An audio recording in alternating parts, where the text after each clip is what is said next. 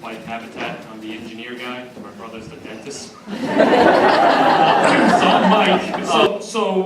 brother George has moved to the West Coast. He decided New York was not for him. I don't know why.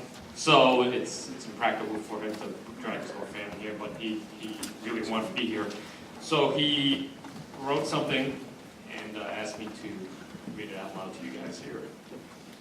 So he titled this as Smiling with Doug.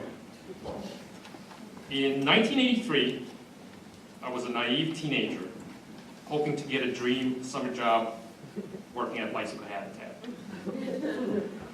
I was aspiring to become a bike mechanic. Oh, by the way, that's my brother. You can see he was the one who got the male ball pattern gene.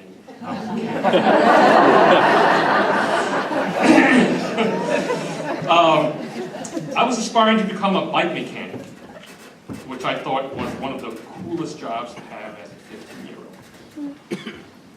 Little did I know it was more than a job, but a life experience with some of the nicest friends in my life. It was there that I met Doug and George. Working alongside them, I learned a tremendous amount of bicycle repair. But more importantly, to see life with a smile. Working there was like being an audience member on a stage. It was spontaneous comedy improv. Did I mention this was an everyday thing? Daily life, it was never without fun and pranks. It was there that Doug taught me that life should be seen through smiles and laughs. Fast forward 10 years later. I was a resident in 2 hospitals taking care of cancer patients every day for the next 3 years. We had patients from all walks of life, but the most difficult ones were the children. I saw so many of my patients pass away despite the hospital's best efforts. Yet despite how dire each situation was, I remembered how to approach every situation with a smile. A smile that becomes a memory, a smile that saw me through the sadness of each patient. I found some way to make my patients laugh. It was something I saw and learned from Doug. It has been a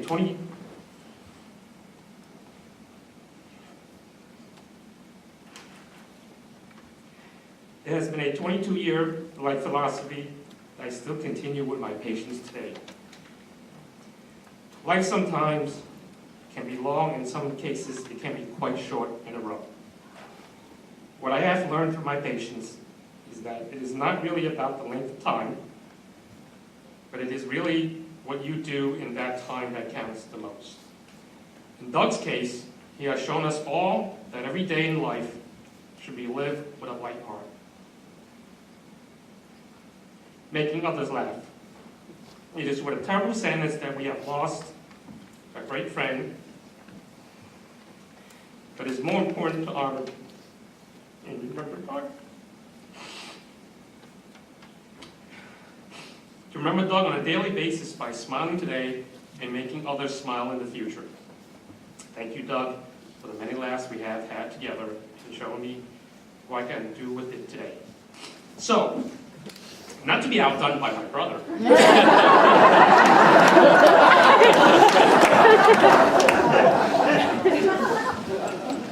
I had to write something too.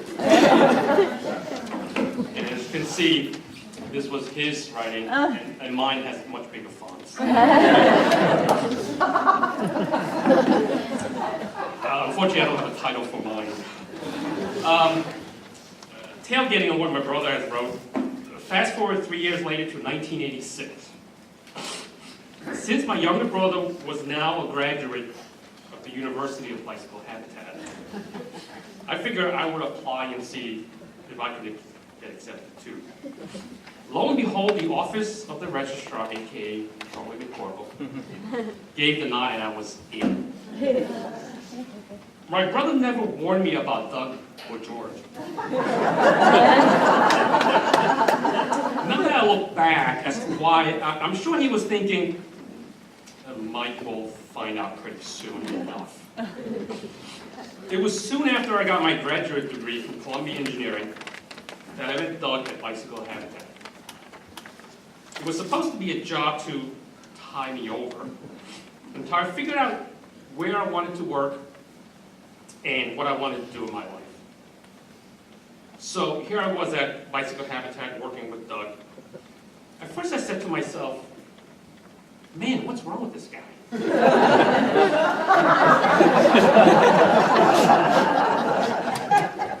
He's always happy and making people laugh.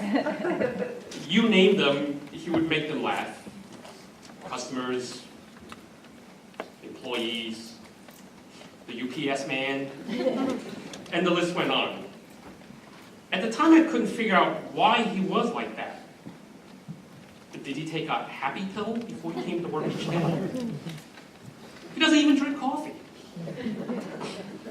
It was rather soon I figured out why he was like this. He liked life. Nothing can make this man miserable. He would even turn bad situations into humorous ones, and a quick laugh by everyone, and all was well again. He had this incredible talent. My brother George said it best. It was like a comedy show every day at the bike store. And on the days that Doug would be off, no offense to everyone else at the shop, it was like a rainy day. No fun, no laughs, no crazy antics. It was just an ordinary day. Working with Doug had taught me things that no fancy degrees, 2 of them nonetheless, from an Ivy League school would. Words like humility, humor, compassion, morality, wit, zest, and creativity come to mind.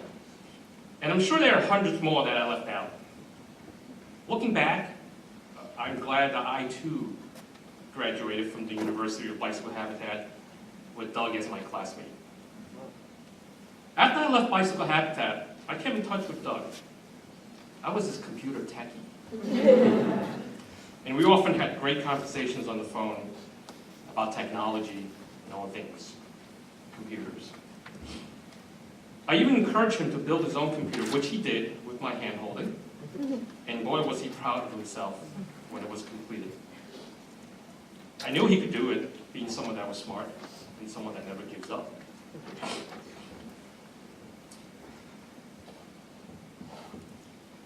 To this very day, this very hour, this very moment, as I stand in front of you all, I cannot believe that he's gone.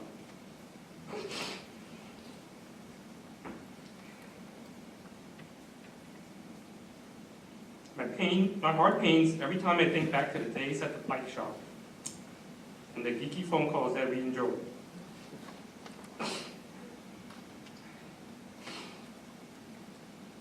He has taught me how to laugh, how to have fun, how to enjoy life. But somehow, I am having trouble walking the talk now that he's gone.